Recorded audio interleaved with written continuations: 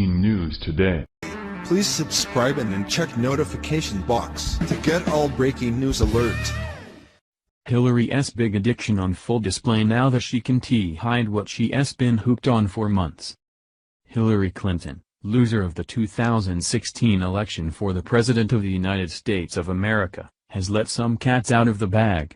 A brief excerpt from her book dives into how Mrs. Clinton possibly struggled with the lost now President, Donald Trump, and she allegedly turned to some vices that could lead to an addiction.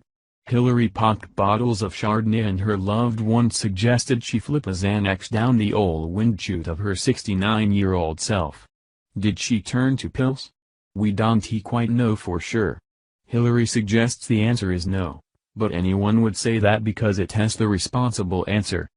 Hillary does admit to drinking a decent amount of wine, but we cannot be sure exactly how much that is. Wine addictions are different for everyone and we're not exactly sure if Hillary had an actual addiction. You would have to ask her that yourself. Everyone is different, so we will only go by her words that are from an excerpt from her book. If she started indulging in pills, then she may or may not have an addiction to them. Lots of people get addicted to pills and it's always a struggle to get them off. It usually requires an intervention. Can you imagine if Hillary Clinton had an intervention? Who would sit around her? Would Monica Lewinsky be invited? Clinton's book is titled What Happened, and that immediately set social media on fire. All of a sudden we had an overload of comedians writing posts about what they think happened and insulting Clinton. She knew people would trash the title of her book, but it was free advertising. She played us, we didn't play her. Well, we shall see the sales numbers to see who really played who. Here's more information about Hillary's wine consumption, directly from Radar Online. In order to cope with her devastating presidential election loss to Donald Trump, Hillary Clinton confesses she turned to booze, RadarOnline.com can exclusively reveal. According to an excerpt of the former presidential candidate's upcoming memoir obtained exclusively by Radar, she indulged in a spiritual practice in the weeks and months after the devastating concession and white wine. Oh no. She drank white wine. Is that racist? I don't know anymore. If Donald Trump ever drank a white wine, the extreme leftists would call him racist towards red wines. They would call Trump a white supremacist if he drank white wine. Too bad Trump doesn't imbibe in alcohol. So I guess the liberals won't come after him for that.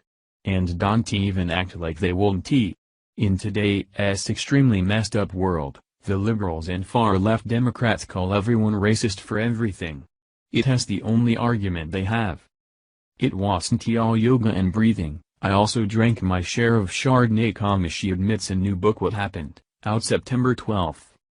I suppose I can blame her for spilling some extra spirits.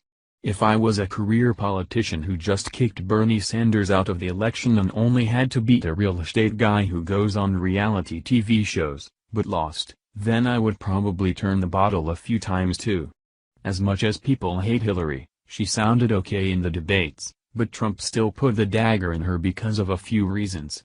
1. He campaigned better. 2. His voters aren't leftist extremists who intolerantly force an agenda down your throat. And 3, it was time for the GOP and Republicans to take over again. Democrats are for poor people.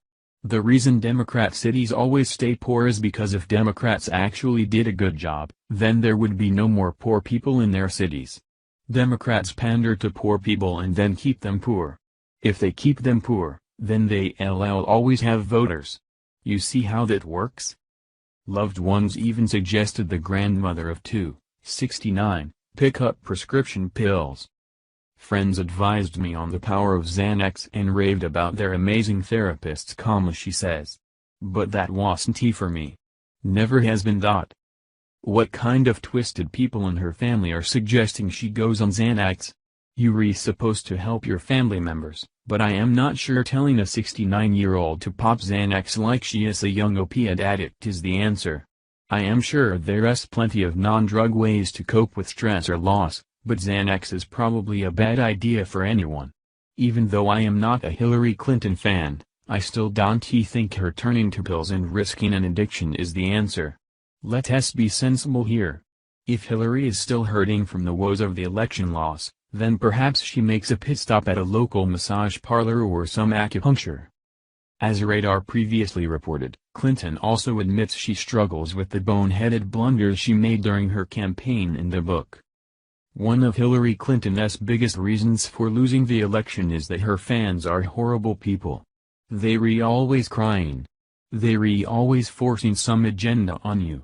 They're always living with a sense of entitlement for free stuff. Well, maybe that's mostly the left-wing extremists, gender benders, feminists, and radicalized groups like Antifa. If Hillary had good old-fashioned American fans like Trump, then maybe she would have had a better chance. Good thing the real Americans voted for the one and only true winner, Donald Trump. Thank you for watching this video. What do you think about this? Share this on Facebook and Twitter along with your comments.